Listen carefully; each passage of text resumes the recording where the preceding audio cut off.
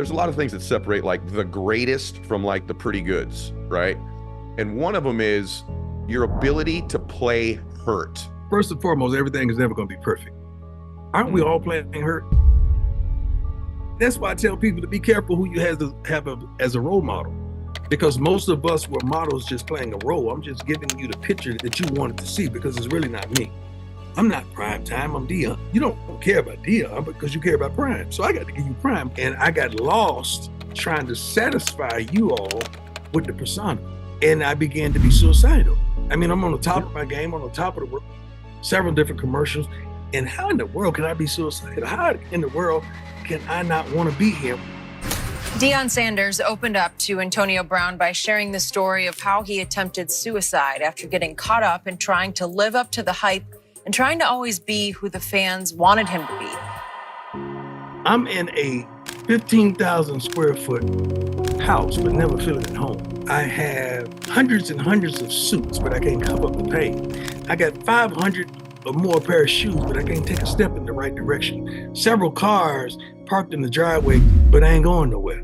I'm 3 for 4, and I'm still want to commit suicide after the game. All this stuff came to a head where I finally had to get on my knees and say, Lord, take me, man. I can't do this no more. I had to surrender and give it all to him. You've had multiple callings in your life. The Lord's had his hand on you all your life, kind of preparing you for like this moment. Anybody listening to this, he's doing the same for you. You just need to be aware of it. I don't allow myself to have a bad day. I could have a bad moment. I could have a bad minute. I could even have a bad hour, but never a bad day. Really? I'm not going to let it get to that point. You know why? Because I got the darn remote control of life to me. I could turn me up. I could turn me down. I could add some color to it. I could do anything I want with this remote control that controls me. I've introduced myself to me, and I know me in its totality. It is nothing that can happen in life that will catch me off guard. I dealt with deaths, I dealt with misfortunes, I dealt with lying, cheating, stealing, manipulation. I've dealt with all of it. And that's why I'm comprised to lead these darn young men into a life that they pray about, and the life that they desire. That's why God has called me to lead these young men, and I love to call it. I've done 600 episodes. That's one of my most treasured moments ever of doing this show, right there. You're a good man.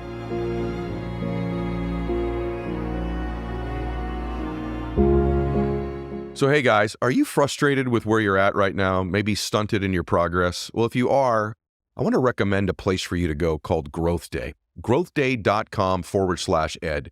It is the #1 personal development app on the planet. It's got all kinds of high performance techniques in there, courses, accountability, journaling, live speeches from some of the top influencers in the world, including me. It's an overall environment to change your life. growthday.com/ed. Hey friends, are you struggling to attract and retain top talent? If you're worried about recruiting and retention, consider Insperity, a leading HR provider. They'll help you improve hiring and compensation practices so you can spend more time growing your business and less time on HR. Visit Insperity.com and download their free ebook on how to build your dream team. Don't let a lack of talent hinder your success. See how Insperity provides HR that makes a difference at Insperity.com. All right, welcome back to the show, everybody. So my guest today really doesn't need an introduction, but I'm going to give him one.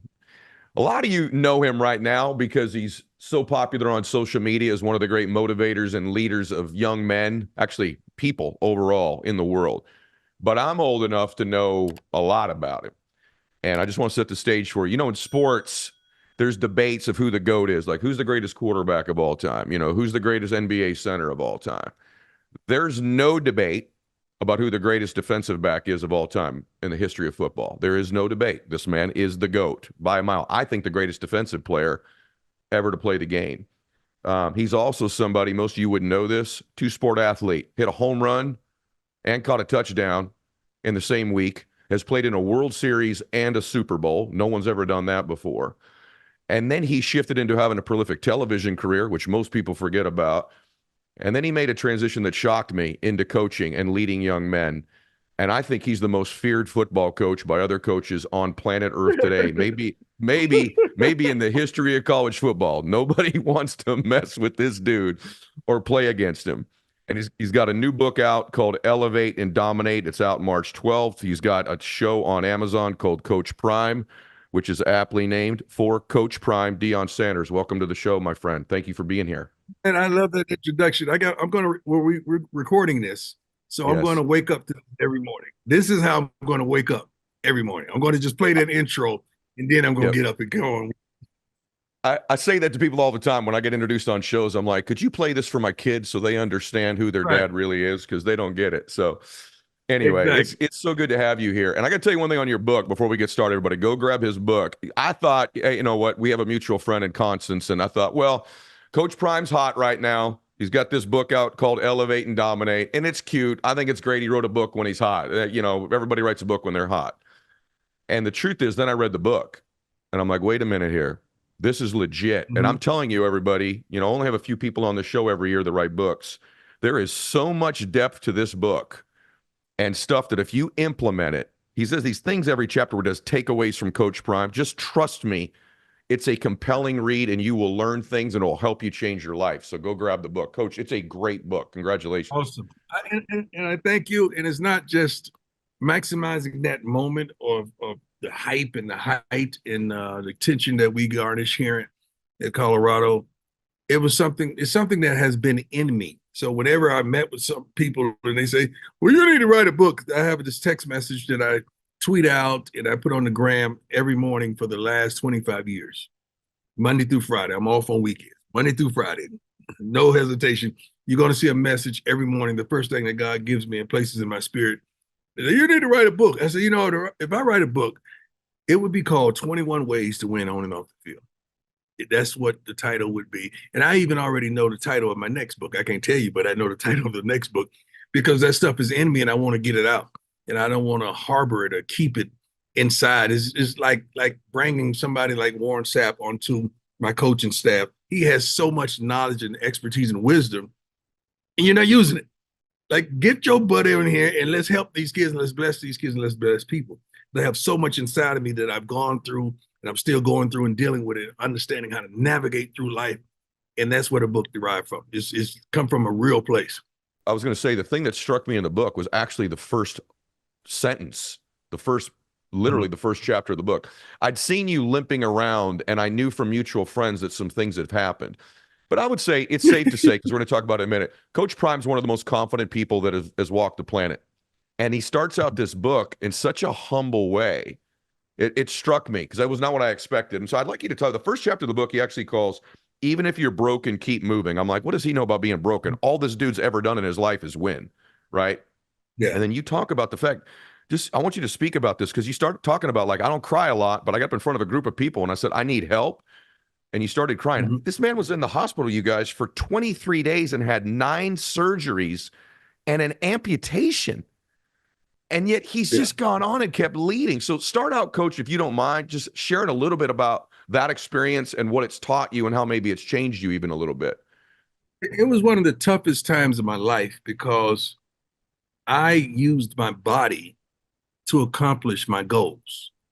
And my body and my speed and my agility and mobility is what provoked me to be who I am, to live out this dream of playing dual sports.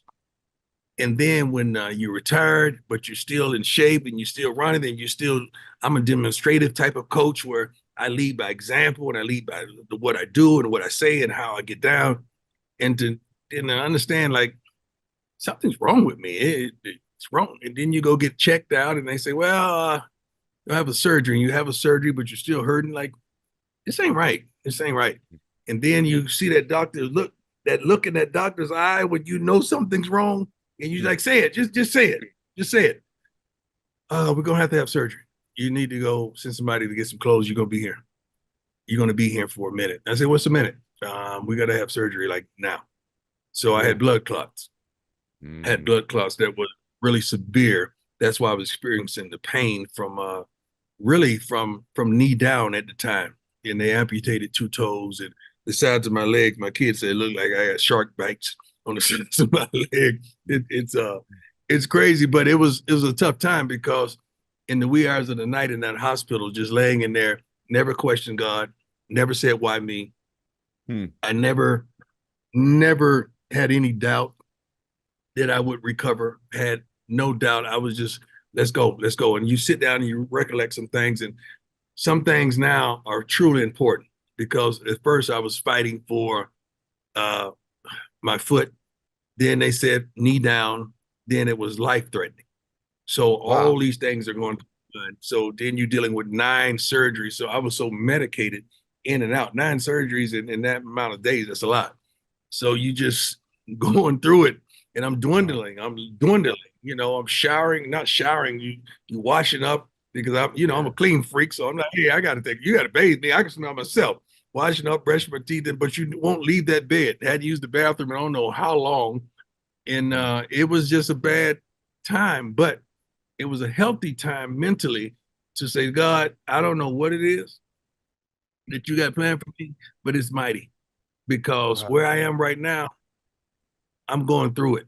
But where you have me to go, it's gonna be mighty. And I'm not I gonna love it. doubt you, second guess you. I'm gonna love you and I'm gonna praise you through it all. And I Hmm. did.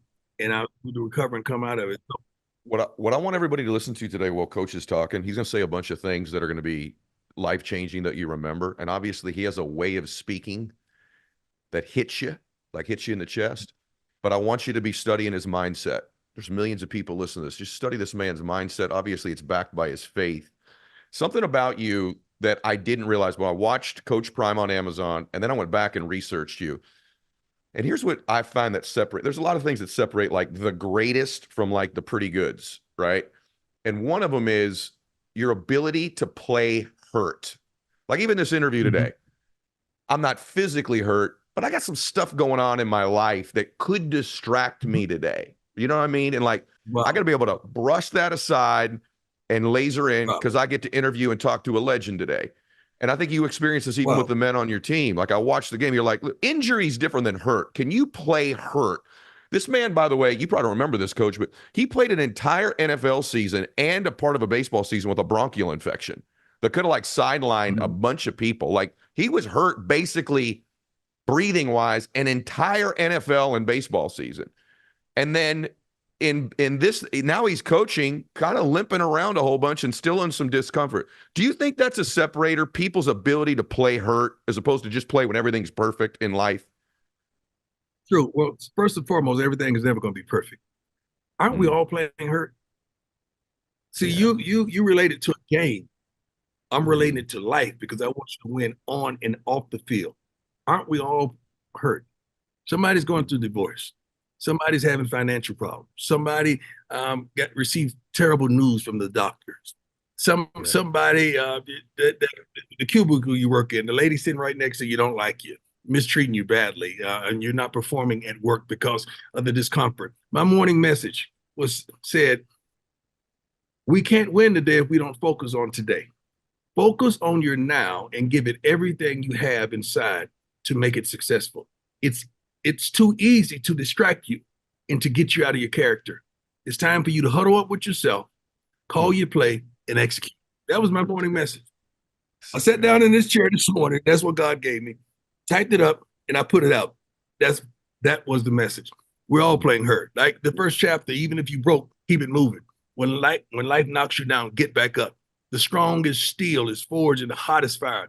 Nobody is living a perfect life. You're not the only one facing problems, but show each other compassion. Lift each other up and show compassion tremendously. Take care of yourself physically and don't ignore mental health. That's like the Mm. first chapter. That's how we come out the gate. You come And out I of the love it. gate We in the all do. morning with a routine. Yeah, we all are, Yeah. but some of us have developed like habits and rituals and routines. Like to me, the separator is not what you do on the days you're feeling great or motivated. What are you doing on the days you don't, right? And for me, and this is in the book too, like I've got some routines that kind of keep me on track, my Mhm. habits, because under pressure, this is a player too, like under pressure, you relate and reflects back to your habits or your lack of That's right. habits, right? That's So right. do you do anything? Do you have a routine in the morning or in your day that kind of like dials you in for you to be ready to take everything on? Everybody knows don't mess with me in the morning. Don't come in my office in the morning. Don't speak until I speak to you in the morning because that's my time with the Lord. That's my time. That's my time where I'm kind of in this sanctuary called my office, and I'm getting myself together. You know, Hmm. I'm going through the thoughts from yesterday, getting ready with the thoughts from today, and really devising a plan intellectually to go out there and dominate today. So I don't disrupt that peace. Don't call me with no foolishness. Don't tell me no foolishness. I don't want to have anything to come inside because usually when what comes inside, it manifests outside. You return it, and I don't like that. So I do have a routine, and it's not a ritual; it's like a routine of peace. And everybody knows me. I don't play about my peace. I couldn't seduce it. I couldn't purchase it. I couldn't manipulate it. God had to give that to me, and I earned it. So I don't play about my peace. Anything that comes between me and my peace, it has to go. So that's kind of my routine to just start with peace. And another thing, I don't allow myself to have a bad day. I could have a bad moment. I could have a bad minute. I could even have a bad hour, but never a bad day. Really? I'm not going to let it get to that point. You know why? Because I got the darn remote control of life to me. I could turn me up. I could turn me down. I could add some color to it. I could do anything I want with this remote control that controls me. And I'm too old and bold not to know me at that. I'm 56 years old, man. I know everything about me. I know what's going to make me mad. I know what's going to make me happy. I know what's going to make me smile. I know what's going to get on my nerves. I know me. I've introduced myself to me, and I know me in its totality. It is nothing that can happen in life that will catch me off guard. I dealt with deaths. I dealt with misfortunes. I dealt with lying, cheating, stealing, manipulation. I've dealt with all of it. And that's why I'm comprised to lead these darn young men into a life that they pray about, in the life that they desire. That's why God has called me collect to lead these young men. And I love the calling. Yeah, I watch you. I'm saying this is a man who stepped into his next calling. Like you've had multiple callings in your life, right? I just watched this. I'm like, it's obviously the Lord's had his hand on you all your life, kind of preparing you for like this moment.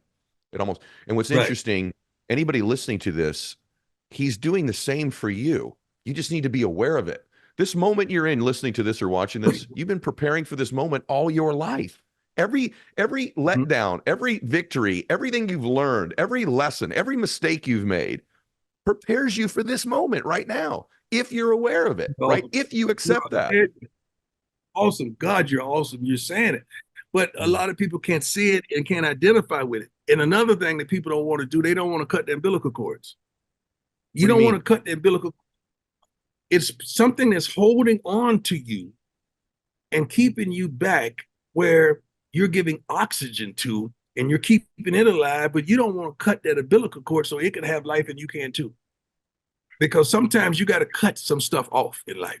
Sometimes you got to separate yourself in life. Sometimes you got to, go up in the mountains and just say la and just get it and internalize it and then come out with the plan and let's go get it. Like, wow. Oftentimes you don't want to do that because you're comfortable. I'm good with being uncomfortable. I'm great with being uncomfortable. Like I never, I was in a press conference this year. I remember one time I was rolling, I was flowing. I said, don't let me get comfortable. You're about to let me get comfortable, but I'm better at being uncomfortable. And I make people uncomfortable. Yeah. You make people uncomfortable. Yeah. Do you think that's part of being a leader, coach, is the ability to believe in people and love on them? Same time, there's that little thing where they're a little uncomfortable around you. You know what I mean? That little thing. Like you believe in someone, you love them, they got that, but they're a little uncomfortable too. Leaders make decisions that sometimes it may not be popular. Leaders understand communication as well and use that as an asset, an advantage point also. Let me give you one other thing. Leaders got to be clear and concise. And I'm always clear and concise with what I want, how I'm going to do it, and this how I'm going to get it done. Now, you may not agree with it, but that's how it's going to be. And I'm not looking for your check mark or your approval to move on to take the next step. To go from glory to glory, or go to another height. I don't need your okays, your hand claps, and your pats on. I don't need that. So hey guys, as you know, I've partnered up with my good friend Brennan Burchard, who's created the greatest personal development system that has ever been designed, called Growth Day. If you go to growthday.com/ed, you can get all the information. But it's that time of year where everybody's trying to form new habits. They've got new resolutions and goals, and you need an environment, and you need some coaches, and you need to be able to do it super inexpensively. And that's where growthday.com/Ed comes in. There's everything from journaling to accountability programs, live messages every Monday from myself and other influencers. There's an opportunity for you to get courses that would cost thousands of dollars completely for free. It's incredible. Go to growthday.com/Ed and check it out.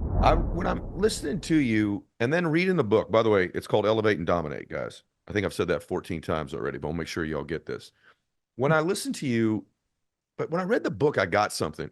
I've had this thing I've said, my best friends in my life, they toe this line and it's really nuanced and it's not easy. And the line they toe is they have a ton of confidence combined with a bunch of humility. And then I'm reading the book and you literally talk about this in the book. Yeah, but you talk about this in the book. Like people with a ton of confidence with no humility, they eventually make a mistake, burn out, don't have that thing where they self-correct or they're self-aware. Then I got these other friends, they've got tons of humility, but no confidence. So you're constantly dragging them through life, right? Come on, stand up, let's go. You keep picking them up. Right. You talk about that. Do you feel like that's something you have or people that you're attracted to, coaches you want to have around you, have that kind of nuance of those two things? Yeah, I got a quote on my wall around here somewhere. It says, "Don't allow my confidence to offend your insecurity." That's so good. I'm saying that again. It says, "Don't allow my confidence to offend your insecurity." It's a way that you can be confident, but not arrogant, not obnoxious, not abrasive. It's just confidence, and that you know that you've been through this. You've been in that moment already. You've been through that trial. You've been through that challenge. You've been through that situation. That's why you glean the confidence that you're going to make it through, because you've already lived that. You've already internalized that. You've already seen it. You've already done it. So that's why you walk with that confidence. When I played the game, I prepared so darn much. I saw Jerry Rice when I woke up, when I went to bed. I knew when he lined up on the left side of the line and he put his outside foot up, he was running the inside route. It wasn't that I was great. I studied and I prepared. So I was confident in jumping it to make that play because I was prepared. And confidence is escalated by preparation. How can you be confident and you're not prepared? Yeah. How can you be confident when you don't have knowledge on subject? It's hard. The best test that I've ever mastered in school, I studied and prepared my butt off. So I was confident that I was going to pass and be successful in that test and make an A or B plus or whatever. I had no thought process of failure.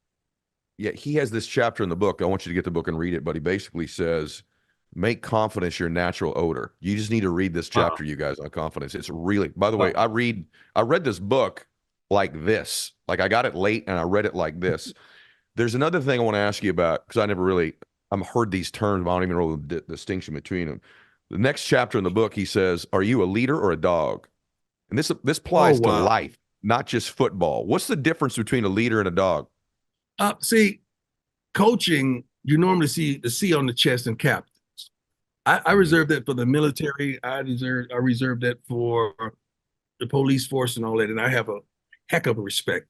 I don't think it should be a guy with C on his chest as a captain, especially now in the NFL. You got a quarterback that has the C on his chest. Now he's leaving because he wants to get paid more for another team. So how can your captain abort the ship and abort the plan? I don't like that. I have leaders and I have dogs. Every leader ain't a dog and every dog ain't a leader. I don't expect the dog to be the leader.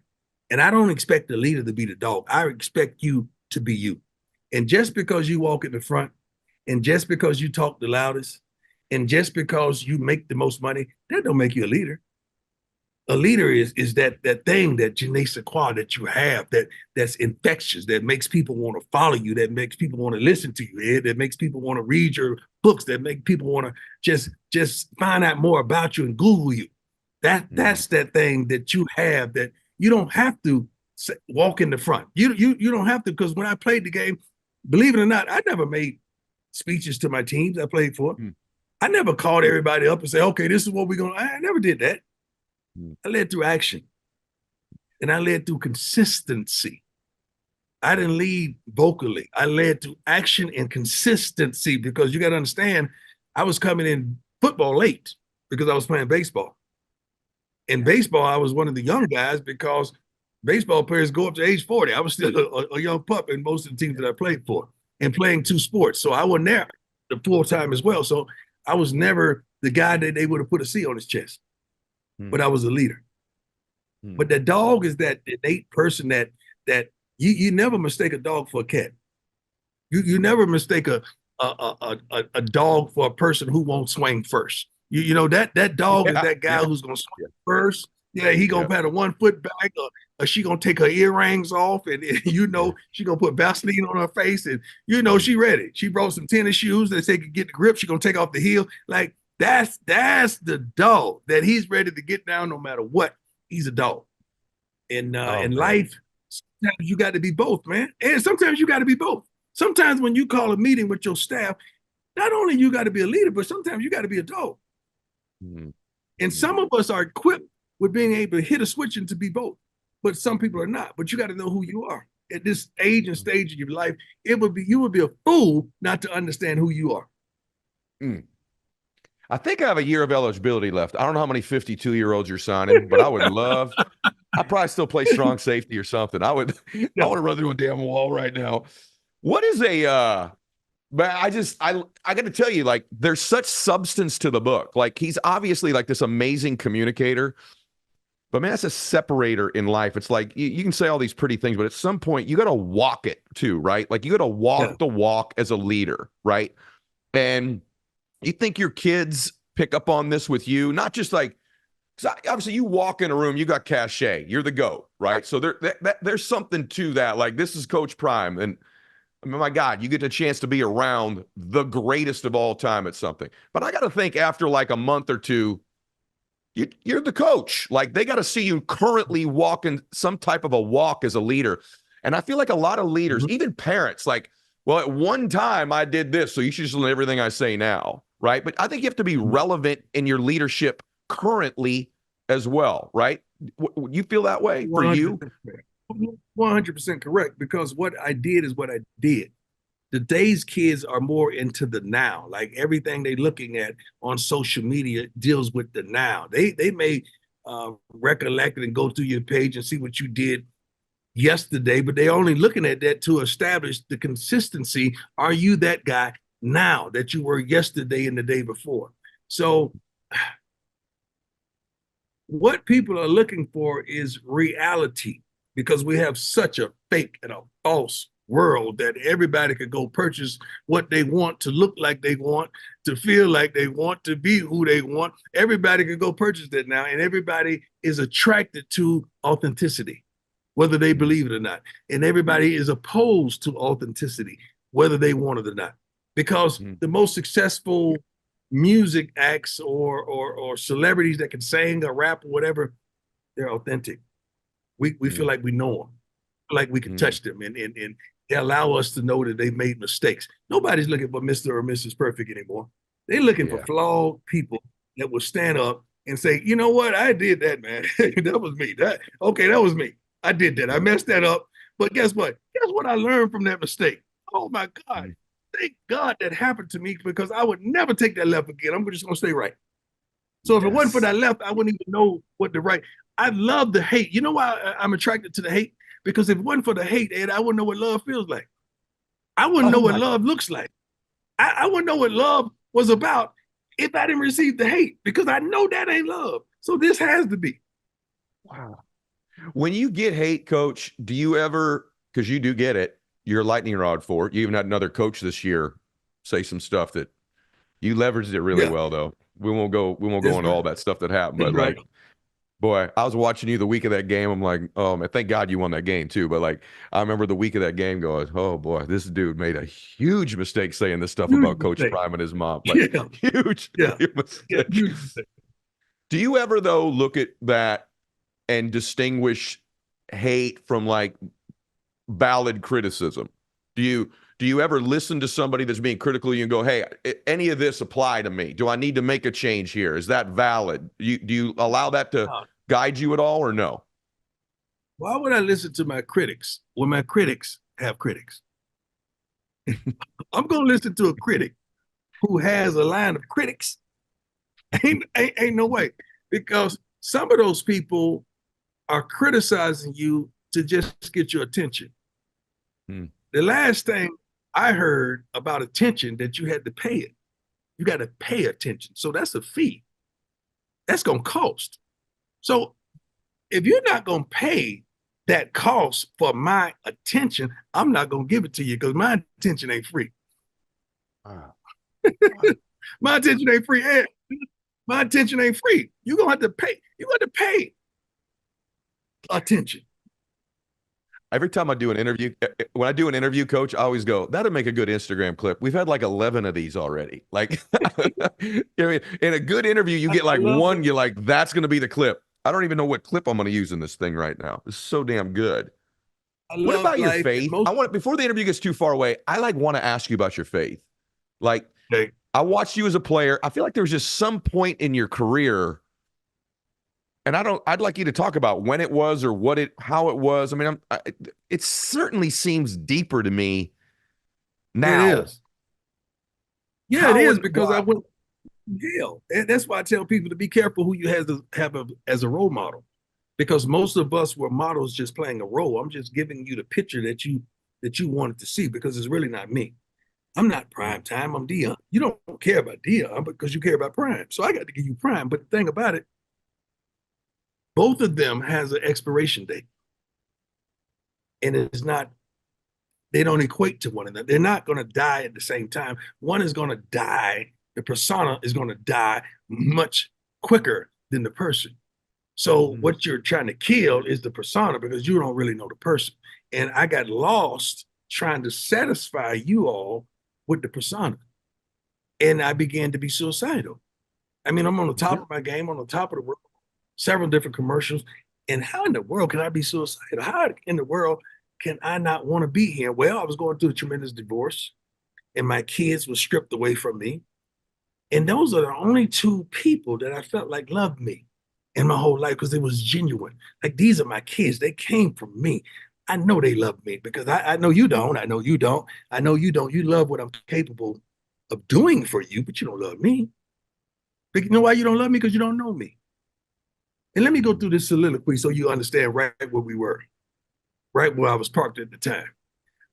I'm in a 15,000 square foot house, but never feeling at home. I have hundreds and hundreds of suits, but I can't cover up the pain. I got 500 or more pair of shoes, but I can't take a step in the right direction. Several cars parked in the driveway, exotic from old 64 Chevys, but I ain't going nowhere. You mean I'm sleeping in between 2 and 3 women, but nobody is satisfied. And I'm sleeping on a $5,000 to $10,000 bed, but I ain't getting no rest. So you're going through all these emotions and all these challenges, and you're just not happy. Like, I'm 3 for 4, and I'm still want to commit suicide after the game. So all this stuff came to a head where I finally had to get on my knees and say, Lord, take me, man. I can't do this no more. I can't do it. I can't do it. I can't stand it. I can't stand the life. And it's not that, see, Ed, I've never smoked in my life, Ed. I've never been high, never drank, never tasted alcohol, stopped using profanity when I was 19 years old. So it wasn't those vices, it was other vices, but it wasn't those vices, but I just didn't have peace and I didn't have joy. And I knew God was calling me, but I didn't want to be hypocritical because I despised that. Someone saying they this and not this, I despised that. So I was trying to clean up before I go to the Lord. It ain't no way you can clean up before you go to the Lord. You got to go to the Lord to get clean. I didn't know that. I didn't understand that. So finally, after going through hell and trial and tribulation and attempting to commit suicide, I had to surrender and give it all to him. That was the place. But you know what broke me, what almost broke me and hurt me, that when I came out and told the world about this is what I was going through, this is what I was dealing with, they didn't believe me. I'm like, so you think I'm going to tell you all this? What's the gain? I already got money. So what am I gaining? Like, what? I already got fame. What am I gaining to tell you that I've accepted the Lord? I'm tired. I was broken. What am I gaining? And I wish somebody would have told me that my most critical people would have come from inside, not outside. Mm. The church Mm. folks. That was my most critical persons, not the Yeah. sinners. The sinners was like, hey, man, God bless you, man. Tell me how you did it. Tell me how you Mhm. stopped that Lamborghini from going 200. Tell me how you slowed everything down in life. Yeah, the church folks are like, oh, ain't no way in the world he could do that. So no. What you're doing is telling on yourself. You're telling that if you had all these things, that you can do it because you're saying I can't. Because you think about the things. Because the things had me. I didn't have them. Wow. Brother, I love you, man. That's one of my favorite. That's like I've done 600 episodes. That's one of my most treasured moments ever of doing this show right there. You're a good man. Thank you. Wow. So, hey guys, you know, when I love technology and a great idea revolutionizes an old industry. And by the way, if there's an industry that needs a revolution, I think you'd agree with me, it's the healthcare industry. It's not easy to find good doctors. And by the way, good doctors that are in your area that also take your insurance. And that's why I love ZocDoc. They are revolutionizing the healthcare industry and the way you get access to doctors. ZocDoc, by the way, is ZocDoc. Here's who they are. ZocDoc is a free app and website where you can search and compare highly rated in-network doctors near you and instantly book appointments with them online. Tons of different reviews on the doctors, and they're local to you. You can find out if they take your insurance. I just did it for a tear I had in my shoulder. One day later, I'm in the doctor's office getting some help, getting an order for an MRI. So go to ZocDoc.com/mylet and download the ZocDoc app for free. Then find and book a top-rated doctor today. That's ZocDoc.com/mylet. ZocDoc.com/mylet. This episode is sponsored by BetterHelp. You know, I get asked often, what are some of the common traits between the peak performers or happy people that have been on your show, whether it be an athlete or an entertainer, business person, influencer? You know, what do they have in common? And one of the things most of them have in common is they've been in therapy. And, you know, whether or not you've got something you just want to talk through and kind of work out loud, or you've got something really deep going on in your life that you need help with, I really want to recommend you do therapy. And I love BetterHelp because it can be done online. They'll connect you with a licensed therapist. And if you don't click with that person, you can switch with them. And so learn to make time for what makes you happy with BetterHelp. Visit betterhelp.com/EdShow today to get 10% off your first month. That's BetterHelp, HELP.com/EdShow. I appreciate Bro, you. like, brother, really, like, yeah. You're most qualified in life to help the person or people you used to be. And that's why that's so Amen. profound, because so Oh, many that people, was profound. No, hold on. Say that again, because that's profound. I never heard that. Say that again, please. you You're are most most qualified qualified. in life to help the person or people you used to be. Yep. Wow. Yeah. That explains why I'm passionate from the people that are broken, that have done this, that have done that. They naysayed, people disliked them, disowned them, ridiculed them. That's why I'm attracted to those type of people to help. Yep. To Same here. help. I just picked up a blue bag on the street the other day, just walking in the backpack. It was snowing. I'm like, brother, get in. What is wrong with you? It's 5 degrees. What is wrong with you? He's like, Coach Prime, like, hey man, I ain't got time for that right now. Where you need to go? Where do you need to go? Because I'm taking you wherever you need to go. Did you really? I mean, That's beautiful. Yeah. Yeah, me too. I always wondered, why am I so called to this work? And it's not even something I came up with. Someone said it to me a while back, and I'm like, you just explained me to me, maybe for the first time. Like, I get it now.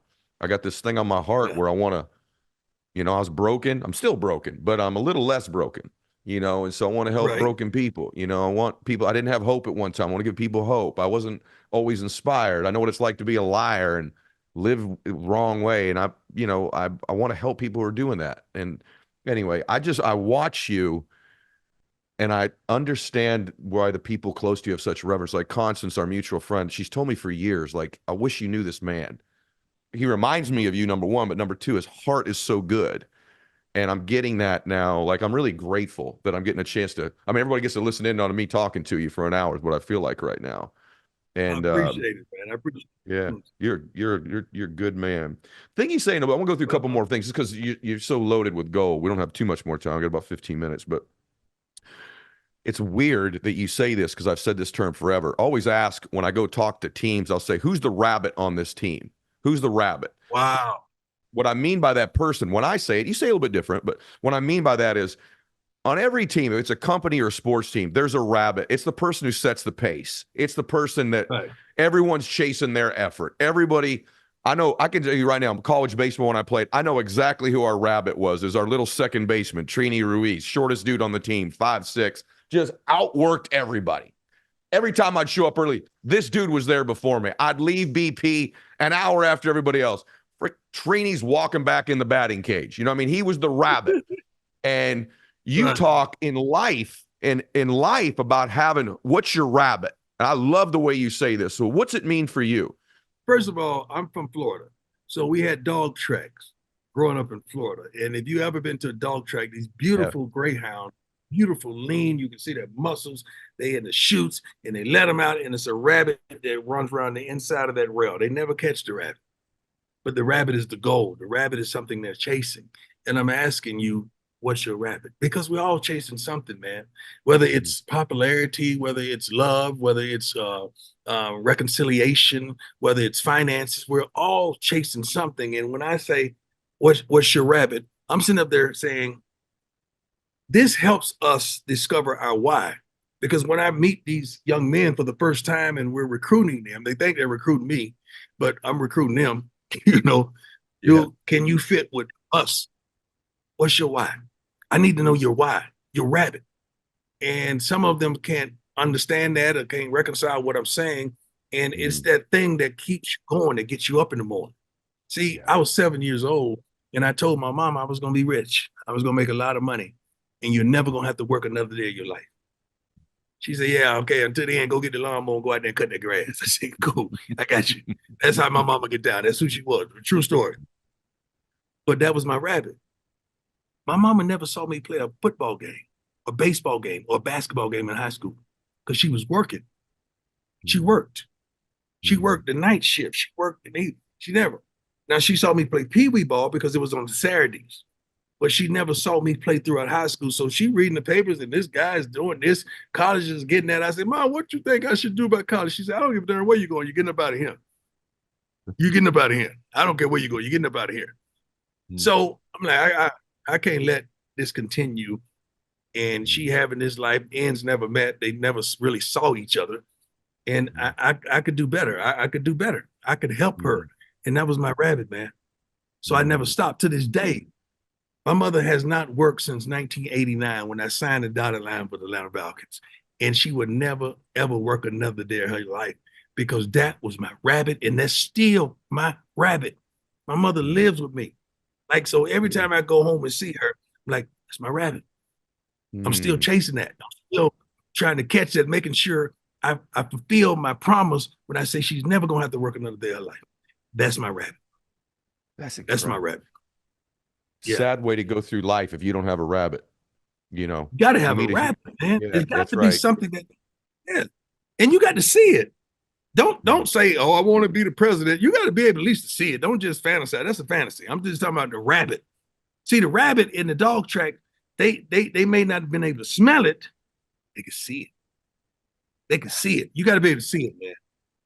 What a huge point. Oh my gosh, because people get these big, huge dreams. I'm like, you probably should just catch your next rabbit, right? That's the one thing on the dog track. They do keep it pretty close to the dogs. It's not so far in front of them that the dog thinks they can't catch it. You can't attain it. It's not that far out that you can't attain it. It goes steadily and slowly that you could almost grasp it. That's why they put the muzzles on, because they're scared that somebody's going to catch it. Somebody's going to catch it. So let me just cover your face up with a muzzle just in case you catch it and bite it. And I don't want that to happen. I just want you to catch that rabbit. I've always wondered, I'm just sitting here going, my gosh, this is so good. Like, I wish we could do like 9 hours of this. Like, I'm blown away by how good this is. What's it like? I've always wanted to ask somebody. I asked Brady this maybe like about 8 weeks ago. We were at something together, and I asked him, and I'm curious as to your answer. And all y'all be interested in this. Do you ever wonder what it's like when you are the GOAT of something, what that feels like or what you're thinking? I've always wanted this. So you would line up in an NFL game, And half the defensive coordinators would literally just say, forget that side of the football field, right? Like he would literally eliminate a side of a football field to throw to because this man stood over there. Deion did, Coach Prime. I'm just wondering, like, what's it like being that? I'll be honest with you, I'm not gonna lie to you. Like in terms of speaking on stage, it's probably gonna get me in big trouble, but like I'm kind of known as like that person in speaking. Like, and I know what that feels like in my body. You know what I mean? I know what it feels like. From your perspective, in your prime, Coach Prime, what did that feel like? Did you feel that? Was it like you're relying on just your preparation? Was there just like this, I just got this? What's it feel like when you walk out, whether that's being some of you that be a business person or you're the GOAT of moms. But this is the GOAT by a mile of all corners of all time, all defensive backs of all time. What does that feel like to be that, if you could describe it? I'm just curious. It's two things, but it's contradicting. Okay, the first one is when you walk into a stadium, and this is no lie, when I walked into the Georgia Dome, I felt like every darn person inside that stadium came to see me play, and I was not going to disappoint them.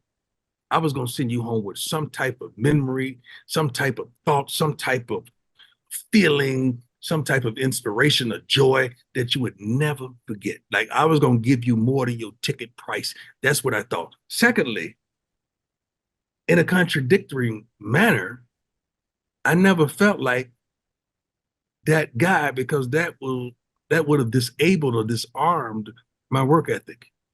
Mm-hmm. So even though I would throw a out and nobody would catch a ball, I would go home and study the film and say, okay, he had me on that if they would have thrown right there. Oh, darn it. I got to stay lower and come out my break. Oh, he could have called that out right there. I was my worst critic, not you.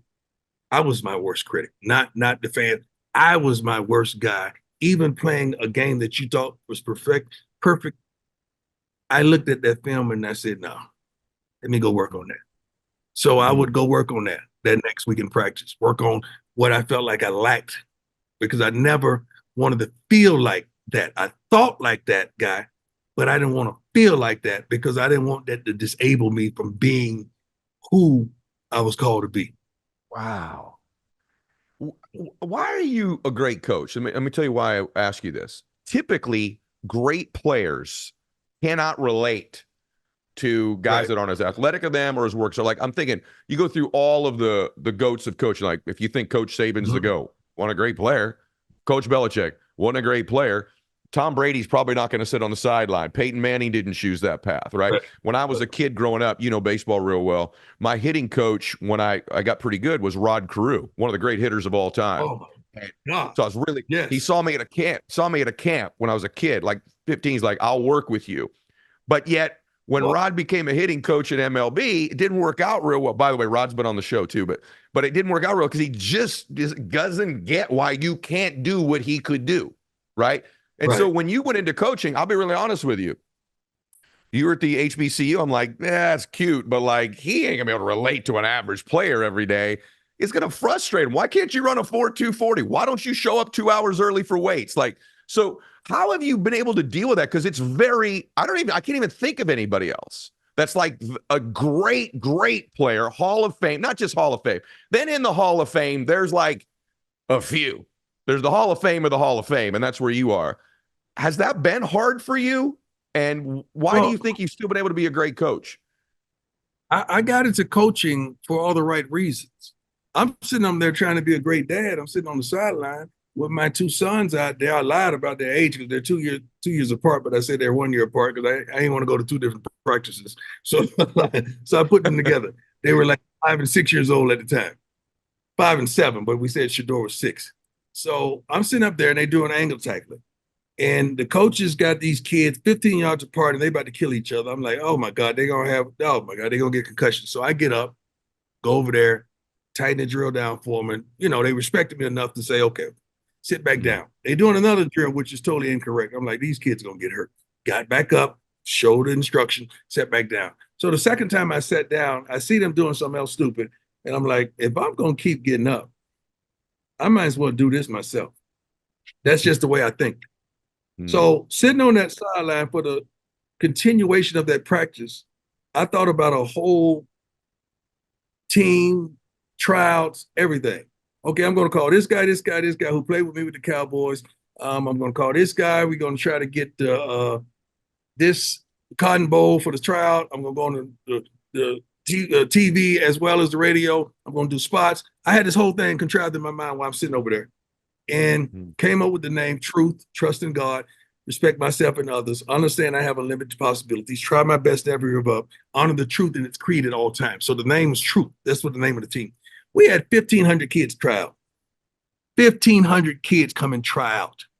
And I was so hurt and devastated because we couldn't keep even half of the kids. So I kept two teams, 5 and 6 year old flag, 7 and 8, 9, 10, 11, 12. When I rented the school down the street, we had a whole summer camp where I bought school buses. We went out and picked the kids up from the various places. We had academics, we had football 101, we had conditioning, we had spiritual class as well, where we gave them a word. So every day we had a schedule that the parents would drop off at this time and we would take them back at this time where they could pick them up. All because there was a need and there was a lack thereof. So I'm not coaching to fulfill something that was empty in my life. I'm coaching to fulfill a need. And I've always been one to answer a need. If you don't have enough water, I'll go get some. If there's a piece of paper on the ground, I'm not going to wait for the custodian. I'm going to pick it up. Do we need uniforms? I'll buy them. We ain't raising the money. I'll buy them. I've always been one who God called to help fulfill needs. So I was always attracted to the desolate places. I'd never been attracted to a place that already was there. When I started my youth program, it was nothing like it. None like it. Then we had football, baseball, basketball, track, soccer, as well as cheer. So we took over the whole darn state. You know, when I went to speak to the Hall of Fame and I was giving my Hall of Fame speech, it was 7 busloads of kids and parents that had traveled from Texas with me on that journey. We stopped and played in Memphis. We stopped and played in Louisville, Kentucky, and we played in Canton, Ohio. So wonderful. When the country just started knowing me as Coach Prime, I had been Coach Prime for 15 years prior. Wow. So God had already prepared me for this in the dark so that when he turned on the light and give me the stage, I was ready. So that's at incredible. Jackson, I was already prepared for this for years. The only reason it took me that long because I was proud of myself on being a great father. So now my kids, I'm getting ready to be empty nesters. Shador's going to FAU. Shiloh is already at the University of South Carolina. My youngest daughter is living with her mom. I'm good. And God said, no. Time for you. Time for you to coach. I said, you got to be kidding me. And that's how all that happened. That's how it transpired. But I had been coaching and running the program, Pee-wee football, high school. We won 4 state titles in high school. And I was ready to just shut it down and chill and go be a fan. Yeah, so I'm not coaching because there's a dead area. And what I've learned through coaching, I don't try to make that kid me. I try to make him the best him that he could be. I can't take Travis Hunter and turn him into me. I got to take what Travis does well and work on those things he don't do well and show him the direction. But I don't want them to be me. And I think some great players who have dabbled into it, they looking to create themselves in a young man. I'm good. I don't need that continuation of me. I don't need that to feel like I'm there or I arrived. I'm trying to help these young men, which 95 or 90% of them are not going pro. So my focus is not on that 5 to 10% that is. My focus is truly on that 90 to 95% that isn't, because I want them to be great men. Speaking of that, I got 2 questions left for you in respect to your time too. You started at a historically black college, and when you say 90 to 95% of these men are not going to go play professional football, they're not. But a large percent of them are black young men. And you coach kids from every ethnic background. I watched you on your special. But I'm wondering if, to some extent, it matters to you or matters to them that they're being led by a man that's also a black man. And if there's an element of that, or was there not for you, that even that situation that happened with that other coach, I think part of it that probably had to be even slightly more hurtful was that it was another black man calling out a black man. I don't know that for a fact. I just, I know a bunch of people that know you, and I don't think you could ask this enough. But is that part of it, to be a father figure, a role model for these young men? I know that I've watched you. You're coaching all these young men and you coach them the same. But I'm wondering if there's something to that for you or for these young Yeah. men that's meaningful to you. Yeah. You're 100% correct. I'm trying to be the navigational system through life for them. So all the ups and downs, the trials and tribulations, God allowed that to happen so that I could navigate these men through these tumultuous times. It's unbelievable what they're dealing with. Like we got a couple kids dealing with girl problems. Shoot, I had 2 divorces. You come to me. I know what to do and what not to do. All right, come on in here. Let me tell you about Coach Brown. Let me get butt naked and tell you, not physically, but let me tell you how this is going to happen, how this is going to go down. Okay, so I've been allowed to go through some things, man, that has prepared me and over prepared me for such a time as this. I love these young men. I don't coach them. Like, I genuinely love them. I don't come to work. I come to my calling. I don't come to work. I come to have fun. I don't come to work. I come to inspire, encourage, and motivate, and point in the right direction. So the main thing, we have relationships with our players, man. So it's not just a coach players, like, and you're not my homie either. I'm your coach. And you can look at me as a father figure all you want, but I am here to shed light and give you direction and protection and correction. So, and I love Right. it. I don't. It's not a day of work, man. It's a calling, and I absolutely love it. When I'm not here, I'm thinking about these young men. I'm thinking about this program. That's why I was downstairs and tardy to get into you, which I'm never late, because I had a whole staff from Utah come, and shoot, it was unbelievable. These men came here because something that I spoke registered to them in their community and said, we got to go, we got to go find out more about that, about this program. So good. So beautiful. I've enjoyed this today so much. I have to tell you, like, it's one of the all-time conversations of my life to get to know you better. And I admire you in a different way than I did prior. Reading the book took it to a different level, but feeling your spirit today and your energy, man, I feel blessed to have spent the time with you today and to be able to share this with, millions of people that I love, that I believe in, my extended family, which is the audience. Last question for you. Chapter 20, it's a perfect way to finish this, is called You Finish. read my mind. I'm looking at it right here. You read my mind. You are on point. We connected, man. You read my mind. Good. So I'll let you speak to that as we conclude, but it's such a huge thing in life and it's not written about almost ever. And then you did. So I want you to talk about that. I'm talking about finishing. We all have a problem with finishing. I don't care if it's we could have a great conversation on the phone. Somebody would click over, oh, I got to take that. Well, you didn't even finish this call, but you take another one. It could be, okay, I'm going to clean up my room today, and now we're distracted by call. But you ain't finished cleaning up the room like you said you would. Okay, you ain't finished the task that you said you had to handle. We have a problem with putting the period at the end of the sentence. We oftentimes put a comma, but then we don't finish the sentence. So I'm talking about always finish what you start in life. How many books have you started that you didn't finish? I can't do that. I can't do it. Like, that means your attention is scattered. That means something else could come up in life that has your attention, and something else could overtake that. And I'm not scattered like that, but I want you to finish. It says, if you quit something once, odds are that you'll do it again. Don't ever quit. Finish. The third thing is, everything in life moves forward. And you got to be progressive like that. Let me prove the point. Your eyes pointed forward. Your nose protrudes forward. The words come out your mouth, go forward. Not back there, they go forward. Your ears are curved forward. When you have your hands by your side, your thumbs are forward. Your feet forward.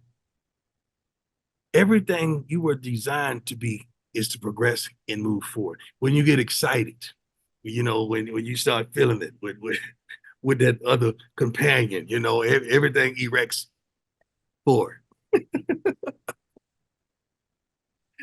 So why in the heck would I ever see you moving backwards when you were designed to go forward? And the last thought to that progression is the only thing that comes out behind you is somewhat. I don't use profanity, but I could, right. Yeah. So everything we did was designed. Finishing is the end goal, but you got to enjoy the process and the journey. See, most people love and can't wait to conclude the journey. I'm in love with the process. I love the process of this, of rebuilding this dynasty that we're going to build right now. Everybody want to hurry up and win and get to that point. I want to win, but darn it, I love the process of it. I love when they're talking junk and they felt like they beat me and they talking. I go into press conference and say, okay, you better get me now, baby. Because you know I'm coming. Like, I love the process of building this thing, because a lot of these guys who are attacking and saying stuff, they inherited a legacy.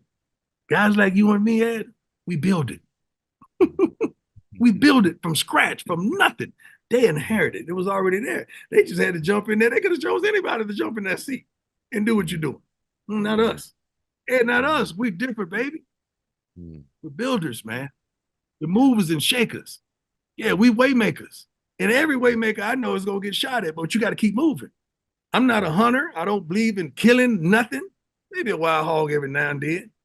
But even learning hunting, we can only shoot something when it's still. Yeah. We're not accurate when it's moving. So we're not going to let the devil or the enemy or these fools get a good shot at us. Hey, we're going to keep moving, baby. Let's keep moving. Just give me one game, just like one quarter, one game. Just stick me in when you're up like 42-3, like just 42-3. First 52-year-old senior. I'm telling you. You guys, let me just say this first of all. You all are welcome, because you got to have this hour. You all are welcome. And then I want to tell you, Coach Prime, thank you. It was I was really excited about today. And then it went 100 levels past where I thought we would be able to go. And that's just because of you. And frankly, your giving heart, fully present, fully giving, as busy as you are.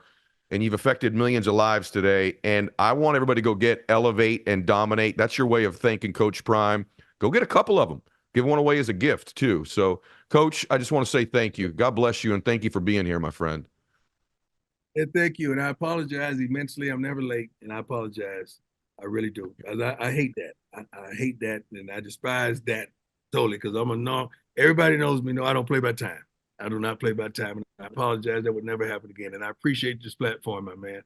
I really do. You blessed me today. You're good at what you do. So you prompt me, man. Your spirit led me to give. I didn't have to close up or close in and be kind of reclusive. Like you got me to come out and do it, man. So I appreciate you. You're really good at what you do, my man. Thank you. You brought it today. And by the way, I only had to wait 8 minutes, everybody. And that was worth waiting for. So, all right, Coach, thank you so much. God bless you, everybody. Max out your life.